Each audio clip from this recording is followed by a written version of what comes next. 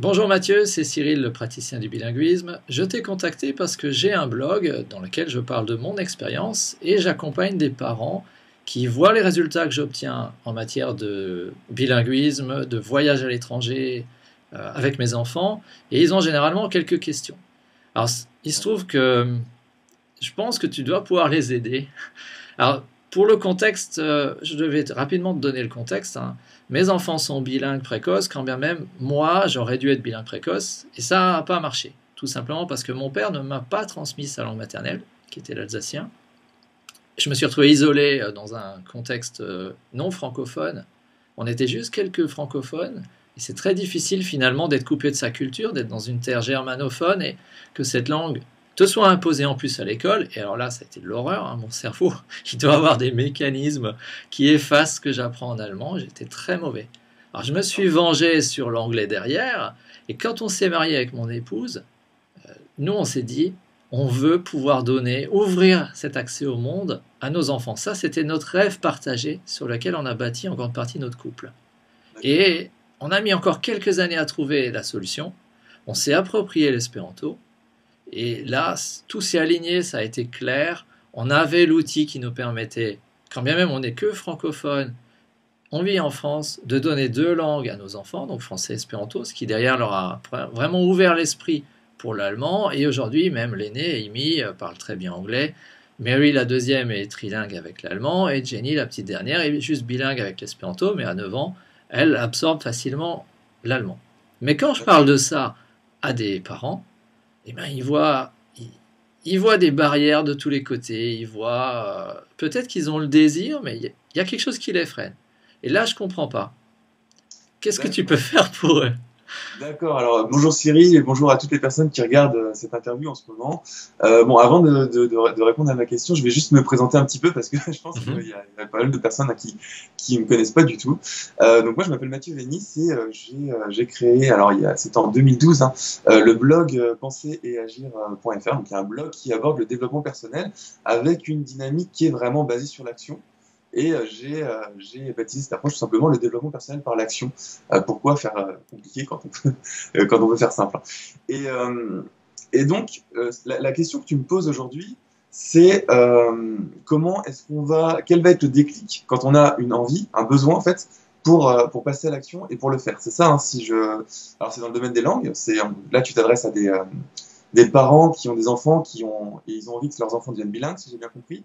Et, euh, et ils voient dans cette démarche-là une montagne un petit peu, quelque chose d'impossible à dépasser, et donc ils passent pas à l'action, et ils vont peut-être pas suivre les conseils que tu donnes sur ton blog, et peut-être que tu vas constater des plaintes ou tout simplement un ensemble de personnes qui passent pas à l'action. C'est bien ça? Alors, c'est exactement ça. Moi, si tu veux, j'ai le sentiment, et c'est frustrant, j'ai le sentiment que j'entre bien en contact et que j'aide ceux qui en ont le moins besoin. Et qu'est-ce qui D'accord. bloque les autres? Alors ceux qui en ont le moins besoin, c'est-à-dire ceux qui sont sans doute déjà passés à l'action, c'est ça? Voilà. D'accord. Alors c'est très intéressant. Ce qu'il faut savoir, c'est que dans les dynamiques de la réussite, dans les dynamiques du passage à l'action, il y a ce que j'appelle les structures communes. Alors c'est quelque chose qui est assez connu des ingénieurs, c'est que quand il y a un problème auquel on ne peut pas répondre, donc par exemple ton problème à toi ou le problème des personnes qui te suivent sur ton blog, c'est pourquoi est-ce que j'arrive pas à passer à l'action. Donc en d'autres termes, c'est pourquoi est-ce que j'arrive pas à passer à l'action pour faire apprendre à mes enfants pour les faire devenir bilingues. Ça, c'est ton Mhm. problème à toi. Mais le problème de fond, c'est pourquoi est-ce que je ne passe pas à l'action. Et là, il y a quelque chose qui est assez connu des amateurs de développement personnel, qui est une structure commune aux personnes qui font du développement personnel, mais qui est peut-être pas connue des personnes qui te suivent. C'est un concept qui s'appelle le cercle du succès, tout simplement d'Anthony Robbins. Alors, je suppose que tu en as peut-être déjà entendu parler si tu es passionné de développement personnel. Alors, j'irai pas jusque-là, mais je connais Anthony Robbins, ouais. Tu connais Anthony Robbins? Alors, il y a quelque chose de très simple dans le cercle du succès, qui est donc un cercle, hein, qui est composé de quatre concepts qui se suivent et qui s'amplifient entre eux, Mhm. et qui va répondre à ta question simplement, pourquoi est-ce que les personnes qui passent à l'action sont celles que j'ai le moins besoin d'aider? Parce que, en fait, elles sont déjà passées à l'action. Ce qui se passe, c'est que, alors le premier concept de ce cercle du succès, c'est ce qu'on appelle les croyances ou le système de croyances interne de chacun. Donc ce système de croyance, il est forgé par notre culture, notre milieu d'évolution sociale, nos principes de vie, ce qu'on considère comme bien ou mauvais, comme difficile ou compliqué ou simple, etc., etc.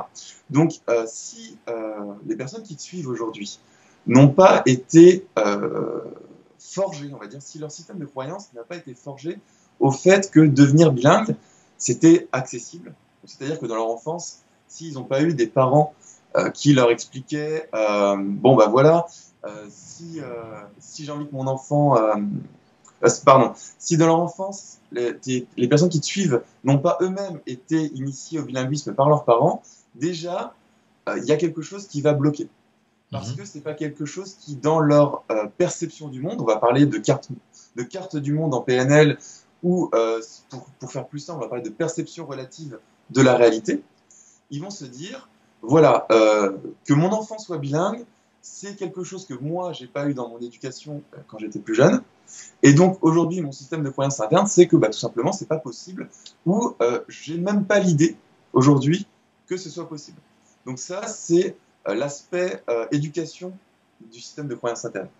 Le deuxième aspect, c'est l'éducation, c'est-à-dire dans quel milieu social j'ai évolué. Est-ce que j'ai évolué dans un milieu social où les enfants parlent couramment deux langues?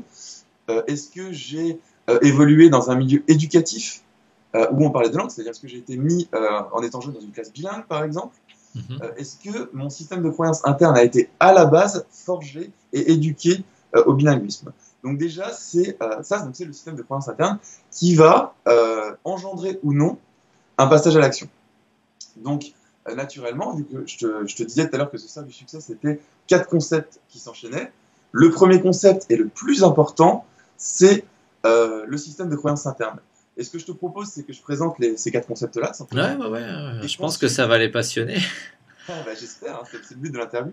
Et qu'ensuite, je donne aux personnes qui suivent cette interview une clé vraiment importante pour justement modifier son système de croyance interne pour ensuite engendrer ce qu'on va appeler un cercle vertueux par la suite.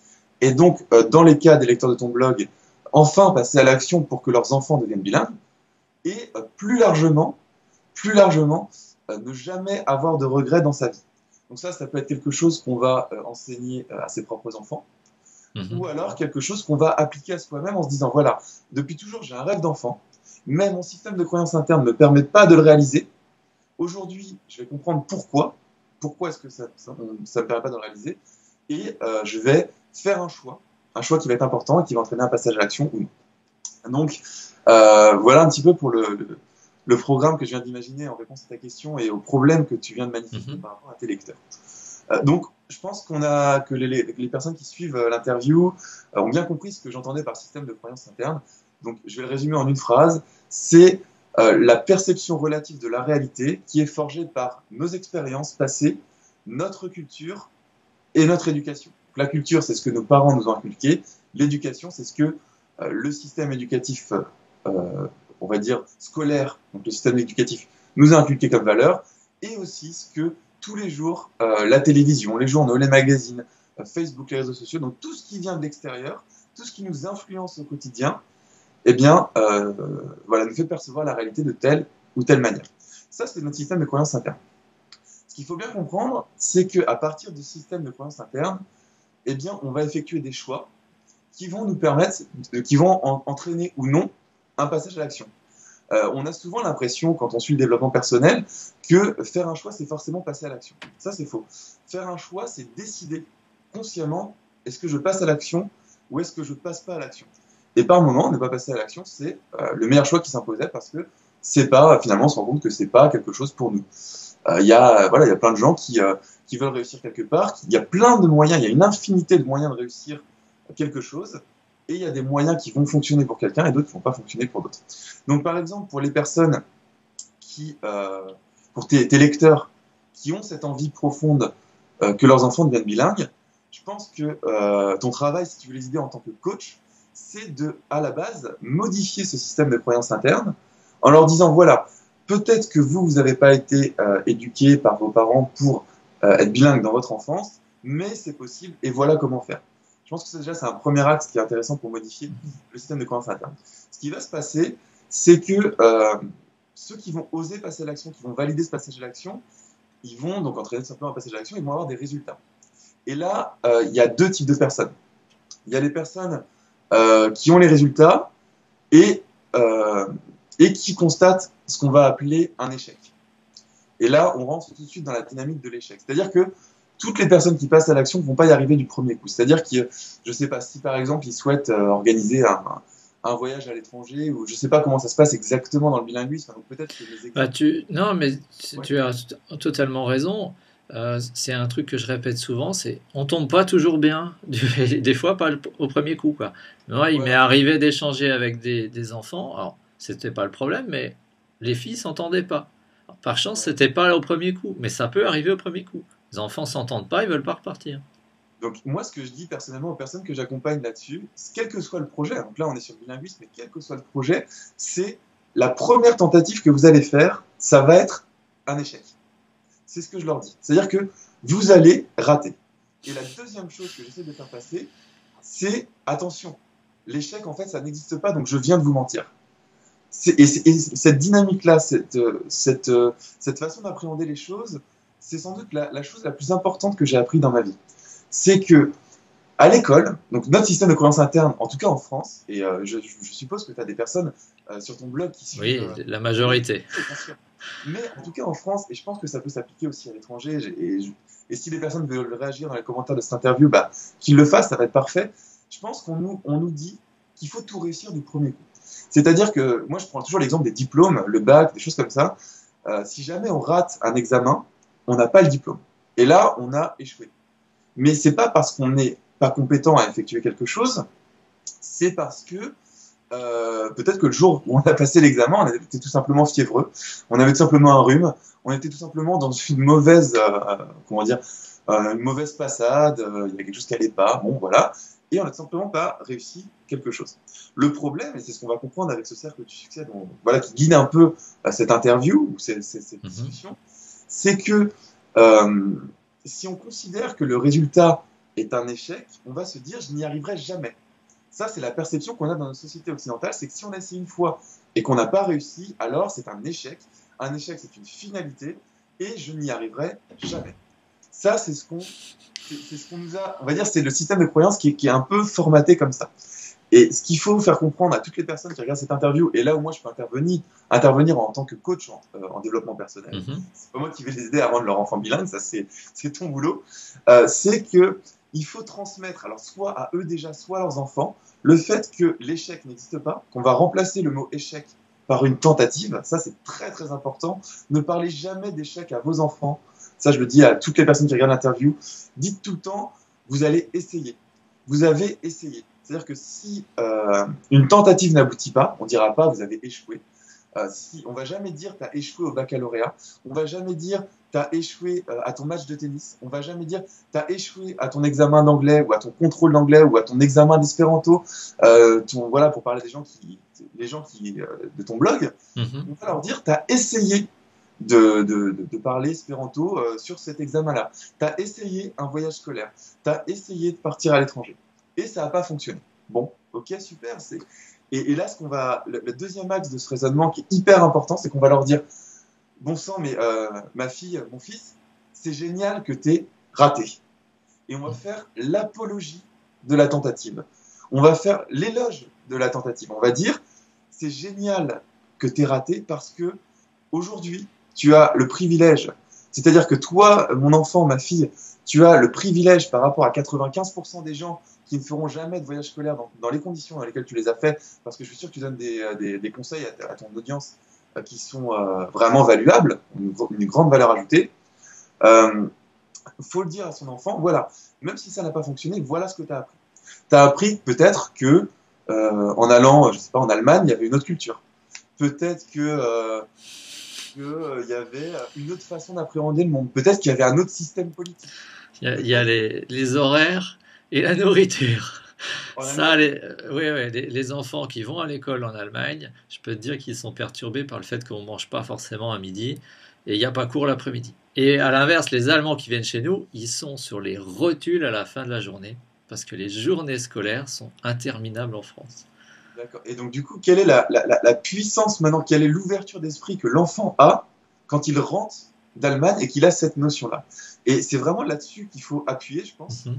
pour dire, euh, voilà, peut-être que ton voyage t'a pas plu, ou peut-être que ta famille d'accueil t'a pas plu, mais premièrement, ça ne veut pas dire que tous les voyages que tu vas faire dans ta vie vont pas te plaire, et heureusement. Et deuxièmement, ça ne veut pas dire que si tu retournes en Allemagne, la famille qui t'a accueilli va pas te plaire encore, ou que tu vas manger la même nourriture qui t'a pas plu. Mais ce qui est intéressant, c'est que tu sais aujourd'hui que l'Allemagne, alors on a pris l'exemple de l'Allemagne, ça peut être n'importe quel autre pays, Mhm. ce pays-là, cette façon de vivre-là, te correspond ou te correspond pas.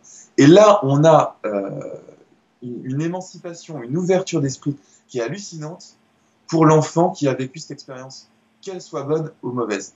Donc c'est là où en disant à son enfant qui va faire son premier voyage bilingue, Mhm. en lui disant, bon voilà, tu vas partir en Allemagne ou quel que soit le pays et ça va pas forcément être concluant, en partant là-dessus, en lui disant, voilà, peut-être que ça va pas être concluant pour toi et ça va sûrement pas être ça parce que c'est difficile au début.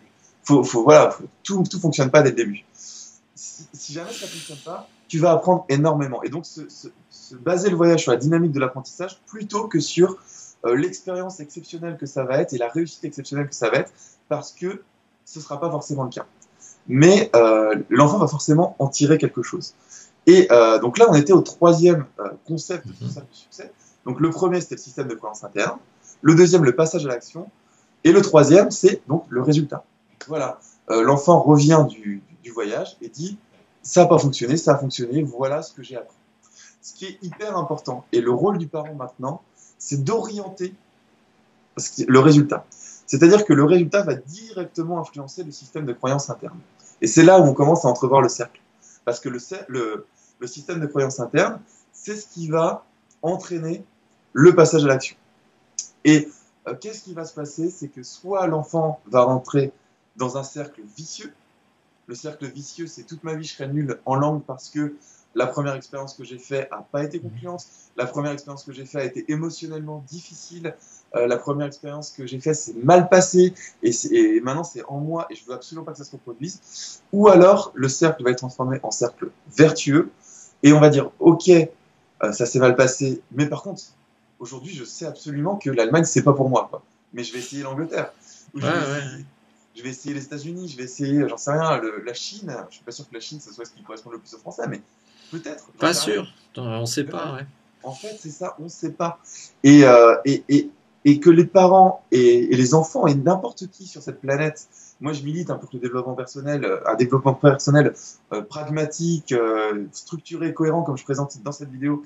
Je milite pour que ce soit enseigné à l'école, comme toi tu milites pour que les deux langues soient enseignées à l'école. Et on a Mhm. quand même, je pense qu'objectivement, on a quand même la chance que en France, le système éducatif évolue. Moi, je vois quand j'étais à l'école il y a 15 ans, enfin quand j'étais en âge, alors là, j'ai quel âge? J'ai 29 ans aujourd'hui. Donc il y a Mhm. 15 ans, j'avais 9 ans. Même avant, donc, parce que le bilinguisme, j'imagine que ça doit, ce bilinguisme précoce, c'est avant tout ça, hein, ça doit être peut-être à 6 ans, je sais pas. C'est de 0 à 7, hein, si tu veux être dans le précoce vraiment. Bon, bah, moi, en tout cas, à l'école primaire, on n'en a jamais parlé. Je pense qu'aujourd'hui, il y a quand même une démarche en France qui va vers ça, un petit peu plus qu'avant, en tout cas. C'est vrai, Un c'est petit peu vrai. plus qu'avant. Alors que, en termes de développement personnel, ce que je te parle dans cette vidéo, Mhm. bon, ce serait pas à 7 ans qu'il faudra en parler, ce serait mais plus vers 12 ans, vers l'adolescence, où le système de croyance interne se forge. C'est-à-dire que le système de croyance interne, il se forge très jeune, on va dire de 0 à 10 ans, ça c'est la famille qui forge ce système de croyance. On va dire même de 0 à 5 ans, c'est la famille. Et puis à 5 ans, il y a quand même l'école qui prend le relais. Et Mhm. aujourd'hui, ce que j'observe, c'est que l'école dit, OK, nous, on apprend des savoir-faire aux enfants. Par contre, on les éduque pas, ça c'est le rôle des parents. Bah, c'est illusoire tout ça. Parce que les parents ont une charge, bien sûr, d'éduquer leurs enfants, bien sûr. Mais l'école aussi. C'est pas le rôle premier de l'école, mais le rôle de l'école, c'est cette ouverture d'esprit. Et cette ouverture d'esprit, elle passe par les langues, comme tu l'as dit, mais elle passe aussi par les structures internes de raisonnement. Par exemple, ce cercle du succès, mais il y en a tellement d'autres. Là, j'en présente une Mhm. dans cette, euh, dans cette interview, parce que voilà, on va pas y passer des heures, et je suis très bavard comme garçon, je le sais. je suis un passionné, quoi. Mais j'en présente une. Et ce qu'il faudrait, c'est que ces structures, ce que j'appelle les structures de la réussite ou la psychologie de la réussite, c'est que ces structures soient enseignées justement au plus jeune âge à nos enfants pour qu'ils soient eux-mêmes capables de transformer une expérience de vie en cercle vertueux et pas en cercle vicieux. Donc voilà, ce qui est intéressant pour résumer vraiment tout ce que j'ai dit, parce que c'est vrai que comme je suis passionné, je pars un peu dans tous les sens, mais j'espère que les gens arrivent à suivre quand même, c'est qu'il y a 4 concepts. Il y a ce système de croyance interne où vous avez aujourd'hui, si vos enfants sont jeunes, vous avez la possibilité aujourd'hui d'agir directement là-dessus. Ce système de croyance interne va entraîner un passage à l'action, et dites à vos enfants que ce passage à l'action ne va pas forcément être une réussite. Si c'est une réussite, c'est parfait. Parce qu'on est déjà dans le cercle vertueux. Si le voyage scolaire de votre enfant se passe bien, mais c'est parfait, il va repartir de lui-même et vous n'avez plus rien à faire. Votre enfant est déjà jeune. C'est vrai. Vous êtes là en tant que père et toi, Cyril, tu es là en tant que coach ou en tant que guide sur le chemin du bilinguisme ou ce voyage du bilinguisme pour dire voilà, si ça ne fonctionne pas, vous avez de la chance parce que vous avez appris. Changer l'échec en apprentissage, c'est le plus important en développement personnel. Donc l'apprentissage, ça va entraîner des résultats. Ces résultats vont modifier le système de croyance interne et c'est là absolument où, en tant que parent, vous devez agir et dire voilà mon enfant, ça n'a pas marché, tu as appris ça, repars tout de suite. C'est comme la personne qui tombe de ses skis la première fois qu'elle essaie de faire du ski. Il faut absolument qu'elle remonte sur les skis si elle veut un jour progresser et refaire du ski. Ou la personne qui apprend à nager, qui se prend une vague énorme, qui a 2 doigts de se noyer, il faut lui expliquer, bon ben voilà, toutes les vagues que tu vas prendre, tu vas pas te noyer, et tu vas tout de suite retourner dans l'eau, peut-être avec moi au début, parce que je vais t'accompagner, parce que c'est mal passé la première fois, mais tout de suite, je vais te refaire apprendre, je vais te réexpliquer comment est-ce qu'on va nager, comment est-ce que tu vas gérer les vagues. On va peut-être aller dans une piscine où il y a moins de vagues. Voilà, voilà, on va peut-être aller en piscine plutôt qu'à la mer. Si on refait ça sur le bilinguisme, peut-être qu'on va peut-être pas envoyer son enfant qui a 12 ans en Thaïlande le premier jour parce que c'est peut-être un pays qui est plus difficile ou plus loin, peut-être une barrière psychologique qui est plus difficile à dépasser. Et ça, c'est aussi pour ça que je propose l'espéranto aux parents, parce que la langue a été construite pour être cette piscine où il y a moins de vagues, pour être plus facile. Ça, moi, je le connais pas, parce que je suis pas du tout spécialisé dans le bilinguisme. Ce que je donne, c'est des structures communes, c'est des modèles communs. On voit beaucoup ça en PNL aussi, qui est la programmation neurolinguistique, pour les personnes qui regardent cette interview qui ne connaissent pas, qui sont comment est-ce que, à partir d'un problème, je passe pas à l'action, comment est-ce que j'en déduis une structure commune à tout le monde et je trouve des solutions concrètes dans mon domaine. Donc là, aujourd'hui, on est dans le bilinguisme, mais on peut appliquer, on peut dériver, on peut implémenter ces méthodes communes à tous les domaines d'application. Donc j'espère que ça répond à la question. Pourquoi est-ce que... Bah ouais, c'est parfait. Je te remercie beaucoup. J'espère que ça va inspirer beaucoup de gens à transformer leurs échecs en tentatives, à créer plus de tentatives. Si je peux rajouter une petite chose très rapidement, vraiment, parce qu'il y a un message qui me tient à cœur. Il y a des formations que je donne. Il y en a une qui s'appelle Efficacité prouvée. Je ne sais pas si tu en as déjà entendu parler, si tu as allé un peu sur Penser Agir. Tout à fait, j'ai vu, j'ai regardé un peu la partie, le début. D'accord. Donc c'est des vidéos que je fais de temps en temps pour présenter les concepts que je défends. Juste pour rebondir par rapport au bilinguisme, et puis pour faire peut-être un pont entre ce que je fais, c'est que voilà, pour tous les parents qui regardent cette vidéo, on va s'éloigner un petit peu du bilinguisme. On va parler des regrets en général. Et là, je m'adresse vraiment aux personnes qui regardent cette vidéo. C'est vous avez peut-être, vous, dans votre vie, dans votre enfance, des projets de vie, des regrets, des idées que vous aviez quand vous étiez jeune, et vos parents vous ont dit c'est pas possible. Alors, moi, j'accompagne énormément de personnes. Aujourd'hui, j'ai accompagné plus de 200 personnes à travers des formations avancées. Donc, ce que j'entends par formation avancée, c'est formation payante, tout simplement. Donc je dois être, je sais plus, 260, 270 personnes clientes que j'ai accompagnées personnellement. Donc aujourd'hui, j'ai une certaine légitimité, on va dire, ou en tout cas un regard sur ce que les gens, ce que les gens ressentent au quotidien. Ce que j'ai constaté, c'est dramatique, c'est qu'il y a énormément de gens, je dirais peut-être 90% des gens qui ont des rêves enfuis au fond d'eux. Quel que soit le rêve, ça peut être écrire un livre, tout simplement. pour partager une expérience ou parce qu'il y a des personnes qui ont envie d'être écrivains depuis toujours. Ça peut être devenir acteur, ça peut être devenir imitateur, créer une société, être investi dans une œuvre humanitaire, créer une association, n'importe quoi. Mais 90% ont ça au fond d'eux, une espèce j'appelle ça des frictions internes dans le cerveau qui disent voilà, j'ai ce rêve depuis toujours, je suis jamais passé à l'action dessus, je passe pas à l'action dessus aujourd'hui, et demain je vais passer à l'action parce que depuis toujours, pour moi c'est pas possible de le faire. Voilà, si aujourd'hui vous avez en vous, et je sais que vous l'avez, ce rêve d'enfance ou cette envie, cette volonté de faire quelque chose, mais qu'il y a une petite voix dans votre tête qui vous dit bah, j'y arriverai pas, c'est peut-être parce que les outils que j'ai donnés dans cette vidéo, bah, vous les avez pas en vous. Peut-être que vous n'avez pas été éduqué dans une démarche qui vous permet aujourd'hui de vous dire que vous pouvez y arriver vous aussi, que vous avez la possibilité d'y arriver vous aussi, et que tous les rêves, et absolument tous les rêves que vous avez au fond de vous sont possibles, mais que vous devez absolument vous extirper de cette perception de la réalité que vous avez, changer votre système de croyance interne et vous dire ok, si une personne y arrive dans le monde, ça veut dire que moi aussi je peux y arriver. Pour que les gens aient une chose à appliquer après cette interview, la première chose à changer dans votre façon de penser, c'est vraiment cette dynamique de vous dire j'y arriverai jamais du premier coup. Que ce soit pour transformer son enfant bilingue ou que ce soit pour écrire ce livre qu'on a toujours eu envie d'écrire, que ce soit pour créer cette société qu'on a toujours envie de créer, c'est se dire j'y arriverai pas du premier coup. Mais par contre, si j'essaye pas, je connaîtrai pas mes propres capacités à passer à l'action et j'aurai pas la chance d'avoir des résultats et d'apprendre. Et je vais me retrouver comme 90% des gens qui font un métier qui leur correspond pas, qui se sentent un peu dans une prison dorée, qui se sentent dans une routine quotidienne et qui passent pas à l'action, qui essayent pas qui n'essayent pas tout simplement et qui ne savent pas.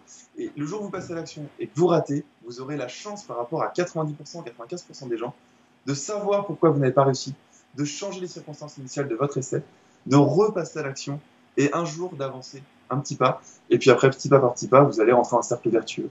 Et donc dans ce cercle du succès. Voilà, c'était juste un petit message qui me tient vraiment à cœur. Passez à l'action sur vos projets de vie petit à petit, quoi. Bah, je te remercie vraiment beaucoup, Mathieu. Hier soir, j'ai rencontré quelqu'un dont le rêve est parti du fait que dans sa génération, ils sont arrivés trop tard pour voir l'homme marcher sur la Lune. Et il veut faire partie de la génération qui va voir l'homme marcher sur Mars. Et donc son rêve, c'est de se connecter avec Richard Branson et de financer une expé privée qui amènera un homme sur Mars. D'accord, waouh. Et ben voilà. Il a un rêve, mais en tout cas il le poursuit. Et il se donne les moyens d'y arriver.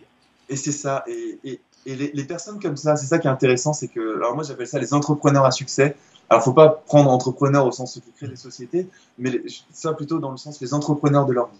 Et si on prend les gens comme la personne dont tu parles, ou tous les autres, qui passent à l'action sur leur projet de vie, ils ont des structures communes de raisonnement, une psychologie de la réussite qui est ancrée au fond d'eux, qui forge leur système de croyance interne. Et le cercle du succès dont j'ai parlé dans cette vidéo en fait partie, mais il y en a énormément d'autres. Bah, je te remercie beaucoup et puis je te souhaite une bonne journée. J'espère que ça va inspirer beaucoup les gens qui regardent cette interview et qui, s'ils ont vraiment envie de passer à l'action, bah, qu'ils passent à l'action en entrant en contact avec toi. D'accord, bah écoute, merci Cyril, ça m'a vraiment fait plaisir de parler à ton audience et c'est vrai que pour moi c'est un exercice aussi très intéressant parce que bah, le bilinguisme c'est quelque chose que je ne maîtrise pas, mais ça permet encore une fois de montrer que les structures du développement personnel par l'action, donc qui est l'approche que je défends, fonctionnent quel que soit le projet, qu'elles sont communes vraiment à tout le monde. Allez, salut Mathieu. Salut Cyril, merci.